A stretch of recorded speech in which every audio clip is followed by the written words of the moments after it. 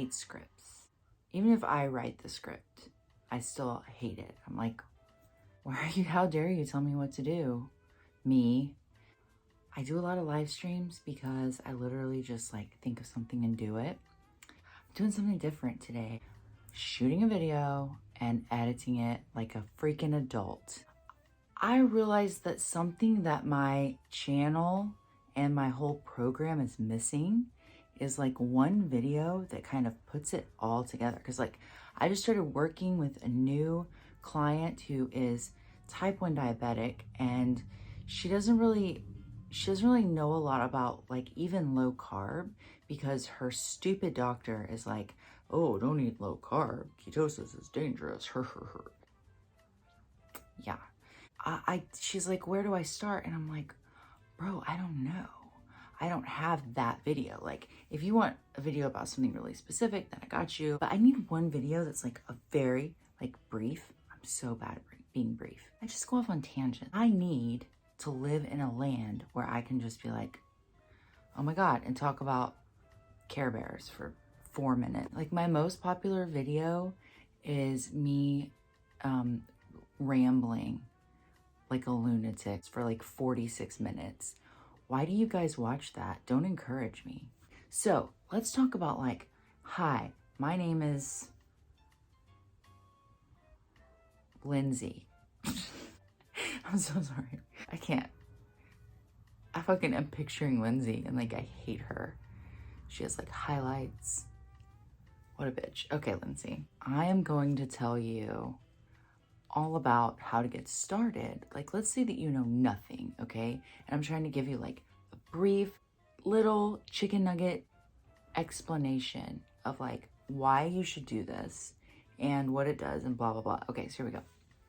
Okay, hi, Lindsay. First of all, I don't know how anyone gets to 2022 without being like versed in low carb, or at least like knowing the idea behind it. But just in case you're one of those like rock dwellers who hasn't figured like anything about low carb out, okay, we can still work with you, I suppose. When you eat carbohydrate, your body breaks it down into glucose, all right? It's the building block of the carbohydrate. Glucose, in order to be metabolized, in order for your body to use it, you have to release insulin.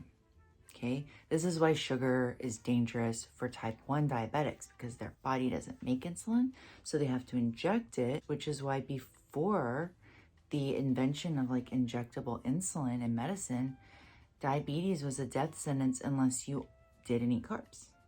And so I don't know why we just like now we tell diabetics, type 1s to eat carbs, and type 2s. Type 2 diabetes is on the opposite end, where like you produce so much insulin over and over that your body becomes insulin resistant. But the reason I'm talking about diabetics is because you have to have insulin for your body to, let's say, process glucose, and all carbs break down into glucose. So okay, so in order to eat carbs, your body has to make insulin. Who cares, right? So what? Well, the problem is that insulin in large amounts is very damaging. And when you're eating the kind of diet that we've been eating in this part of the world for the past 100 years or so, 150 years, you are taking in so much more carbohydrate than you were designed for or evolved for or whatever, I don't care. Your body becomes in a constant high insulin state, hyperinsulinemia. When your cells get bombarded by all this insulin, they're like, no, thank you, please. And they stop using it. You become what's called insulin resistant. And I'm not going to go into a detailed explanation of what that actually is at the cellular level, although I could, but maybe I'll do a whole separate video on that. You become insulin resistant. Why is that bad? Well, because you can't use the insulin and now it's just like bouncing around. Have you ever seen children at a trampoline park? Oh my God, they're so destructive and chaotic. Insulin in your body is like horrible little children at a trampoline park. By the way, the trampoline park by my house has had like 2 shootings. I'm sorry. 2 shootings in the past month. I don't live in a great part of town. It's the busted ass hood. We can no longer frequent the trampoline park. Insulin is trampolining around your body. It damages everything. It damages the walls of your arteries and it damages your ovaries. It's chaotic. But here's the really, really big thing that we want to talk about. But in the presence of insulin, your body cannot burn fat. What? This is why I could do a 3-day fast, okay, a 72-hour fast. I've done these experiments. I've been doing this for like 2.5 years. I've just been experimenting on myself. I'm a little laboratory. I could do a 72-hour fast, okay, where I drink diet soda periodically. There's no calories in diet soda. I'm not taking in any calories, but I don't lose any weight, not an ounce, not an ounce. My weight literally stayed to the ounce exactly the same when I drank diet soda on a 3-day fast. I did the same 3-day fast and drank cream in my coffee. Now that should make me gain weight, right? Because that's fat. That's saturated fat. Fat is bad for you. It makes you fat. And it's also full of calories. So I should gain weight, right?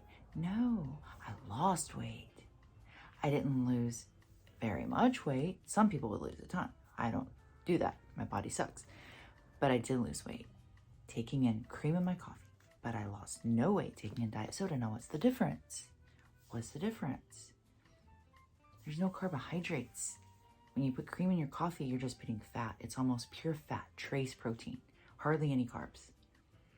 So the insulin response that my body has to cream in my coffee is very small compared to diet soda, artificial sweetener. And we don't really know, the study, if you look at all the conclusions to all the studies on artificial sweeteners, it's we don't know. In a lot of people, maybe most people, artificial sweeteners, particularly sucralose, which is what's in the zero sugar sodas, causes an insulin response because your body, when you taste something sweet, your brain goes, oh, we're about to have sugar. Let's release a little insulin in preparation for the glucose. Well, then you don't give it any glucose because there's no sugar in an artificial sweetener, right? That's the whole point. But you still release some insulin in response. It's called the cephalic phase response. Even though I'm taking in no calories, the artificial sweetener stopped me from losing weight because insulin inhibits fat lipolysis, which is a fancy sciencey way of saying when your insulin is high, you don't burn fat. So now imagine you're eating carbs all the time and you're never fasting. Are you going to lose weight? No, you're not. Let's say you cut the carbs. Then what happens? Well, your insulin response is much lower. We have this idea that we've been sold that fat makes you fat. Dietary fat turns into body fat, but it's not true. OMGs. When I first went carnivore in 2010, I lost 70 pounds literally sitting on the couch eating bacon and butter because I cut the carbs. So that's the idea behind low carb eating. So what counts as carbs? People seem to be very confused. They're I remember one of my first clients who was I don't know why I'm not losing weight. And I was well, send me your food log. And she had made something called white chili. And I was what's in white chili? And she was well, it's got turkey and beans. Girl, you cannot eat beans and be low carb, okay? Obviously, we kind of know that you can't eat bread and you can't eat pasta, but you also can't eat potatoes and you can't eat corn. You can't eat rice. You can't eat any grains. These are carbs, yo. I'm not going to go into a big debate about whether or not you need dietary carbohydrate for survival or health. You don't. If you're trying to go on a low carb diet to lose weight, you can't have those things, okay? You can't have those things. You can Google low carb food list or keto food list. I don't need to sit here and tell you what to eat. It is so out there. It's everywhere. I don't know how you've missed it, honestly. But I've been eating low carb off and on since 1997. And every time I do it, I always lose weight. For many of us, just eating low carb is not enough because even if we cut carbs to the freaking bone, strict keto, 85% of our calories are from fat and 15% are from protein, and we only have trace carbs, the spam and pickle diet. some of us still don't lose weight unless we cut our insulin to the absolute bone, absolute zero it out. How do you do that? I'll give you 3 guesses. It's fasting. Yay! So exciting. Why do we fast? What the heck? Why would we do that? Well, because we were designed to do that, right? Why do our bodies put on fat? Think about it. Really think about it. Pause the video and think about it for a second.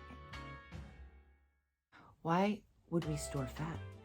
If obesity makes us like sick, causes or correlates with all these other horrible disorders, diabetes and heart disease, atherosclerosis, hypertension, hypothyroid, autoimmune disorders, dementia, like why would our bodies allow us to put on fat? It must serve a purpose, right? I mean, it's not just for looks. So what is the purpose? I'm gonna play Jeopardy music here. The reason why we put on fat is because we evolved in times of feast and famine, scarcity and plenty. Sometimes there were like woolly mammoths galloping around. Do they gallop? Honestly, no one knows. But yeah, sometimes there were mammoths and shit, right? Elk, whatever.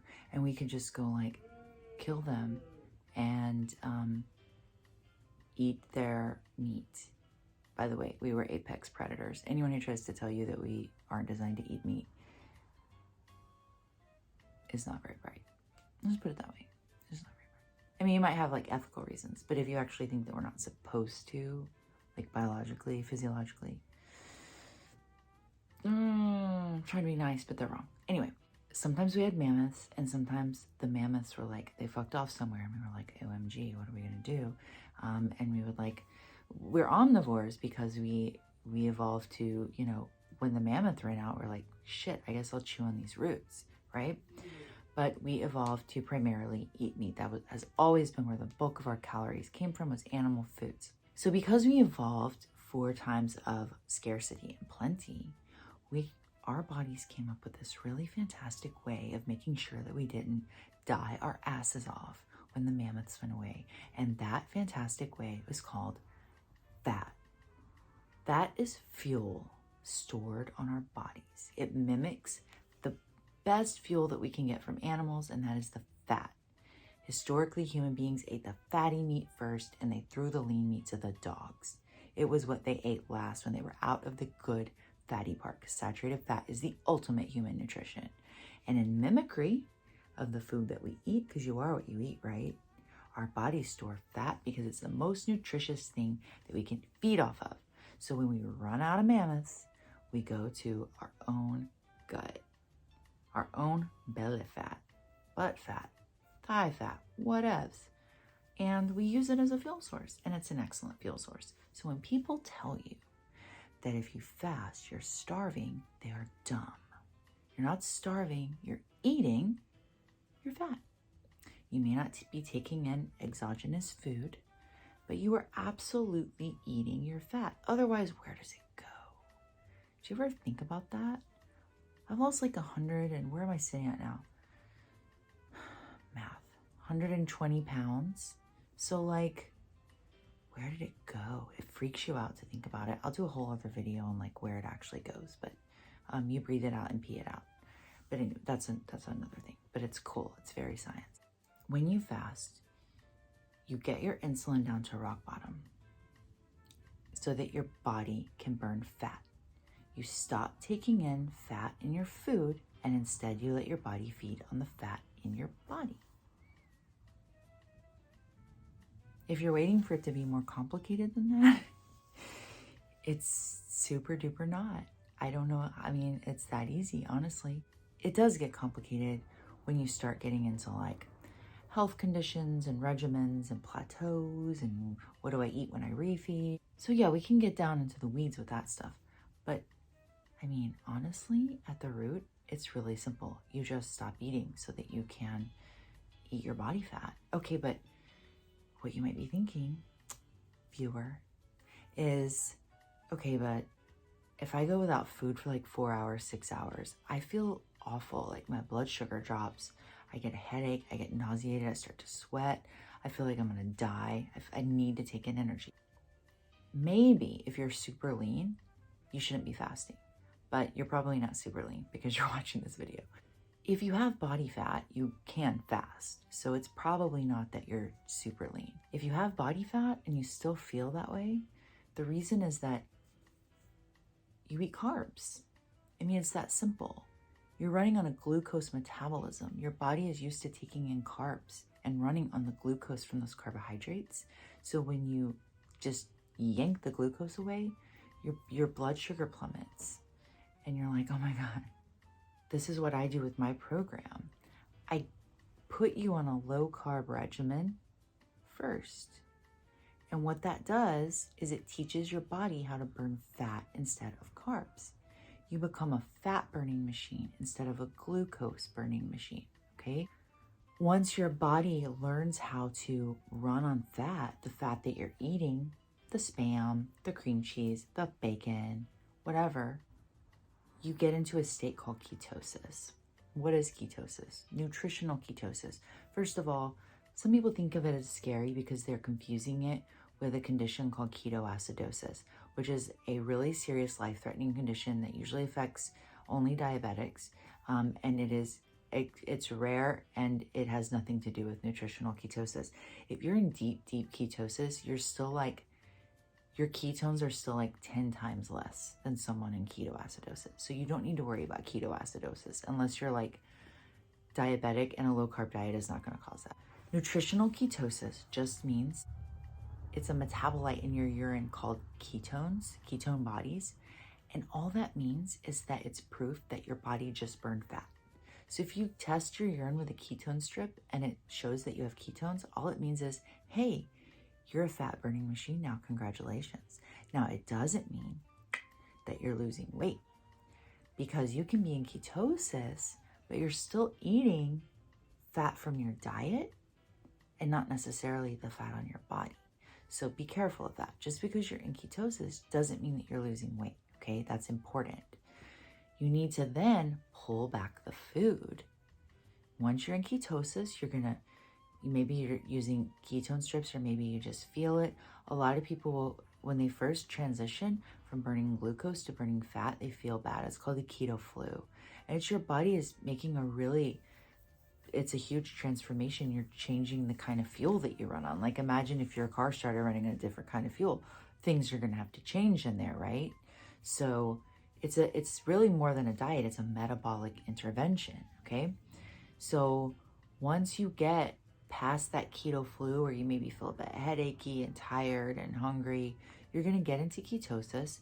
You'll know that you're in ketosis because you're going to feel, first of all, you're going to see a change in how you look, but you're going to see like slimming effect all over your body. That's inflammatory fluid leaving your body. Your inflammation just plummets because you don't have all that insulin anymore. Insulin is very inflammatory. When your insulin drops, your inflammation drops. You're going to look different. You're going to feel energetic. You're going to have mental clarity. Your hunger is going to subside, and you're going to, another thing, you might have a weird taste in your mouth. A lot of people get that with ketosis, but it does go away. Once you're in ketosis, then you know that it's okay to start fasting without any adverse effects. You're not going to get the low blood sugar because your blood sugar is rock steady, because you're not a glucose machine anymore. You're a fat machine. Hey, fat machine, what's up? So what I do is I have people go low carb, or, true keto. I have them get into ketosis, and then I have them start fasting first with an 8-hour eating window in the day, and then a 6-hour window, and then I have them do a 24-hour fast. And after that, man, you're off to the races. Once you've done that first 24, sky's the limit. I lost most of my weight doing back-to-back 72-hour fasts. They're called rolling 72s. You can watch my videos on rolling 72s. And I'm actually doing a rolling 72s clinic now. It's actually free. It's in my Facebook group, and the calendar is on Patreon. Basically, we're just doing 9 72-hour fasts back-to-back. When we refeed, we have 1 hour. We keep it low carb. And then we fast some more. I feel like I've covered everything. I mean, dude, I have not covered everything, but I feel like I gave you like the basic rundown of how this works. If you're watching this, it's probably because you're new and you're wondering how to get started. You can go to my Facebook group. Well, first of all, you can just do what I just told you to do. Like, find any low carb or keto food list online, eat it until you're in ketosis, and then start fasting. Like, it's that easy. You really don't need anyone to hold your hand. But if you like someone to hold your hand, hold you accountable, troubleshoot with you, motivate you, hello, that's what I do. My Facebook group, you can look for the tags that say getting started in that group. You can just browse through the posts. You can go, look at the other videos on my YouTube channel. If you think that I've been helpful and you would like to kind of just tip me, just throw me a frickin' bone, you can subscribe to my Patreon. I have a $5 level, so you're basically like buying me Starbucks once a month. It's once a month subscription, and you get exclusive content. Like right now, there's a really handy calendar for these rolling 72s on there that only my Patreon subscribers have access to. And I'm doing another holiday step down. This is when I help you transition from holiday eating to fasting without too much pain. I did it for free after Thanksgiving. After New Year's, it's going to cost money, by which I mean you're gonna have to join Patreon. Can't give everything away for free, you guys. I think that's it. I hope that this has been helpful. You can find me all over the freaking internet. I'm on Twitter at Fast Carnivore, Instagram at Carnivore Kristen. My YouTube is Primal Weight Loss, and my Patreon is Primal Weight Loss, and my Facebook group is Primal Weight Loss. And if you want to email me a question, sometimes I do videos where I answer your questions, or sometimes I just email you back real quick. fastcarnivore@gmail.com. This has been really fun. Now I have to edit this stupid piece of shit video. It's like so nerve-wracking to edit videos. If you're interested in editing my videos for absolutely free, I would be more than happy to give you that opportunity. I hope that you have enjoyed this video. I hope that I've been of some help to you. I hope that you have just begun or are well on your way to a journey to reclaiming your health, beating obesity, because dude, it can be beat. I'm living proof. You don't have to be fat. You don't have to be sick. You don't have to pay doctors to manage your decline, okay? You can do this. You can heal yourself, and I'm here to help you. Best wishes. I don't need to say good luck because luck has nothing to do with it. You've got this, and I will see you next time. Bye.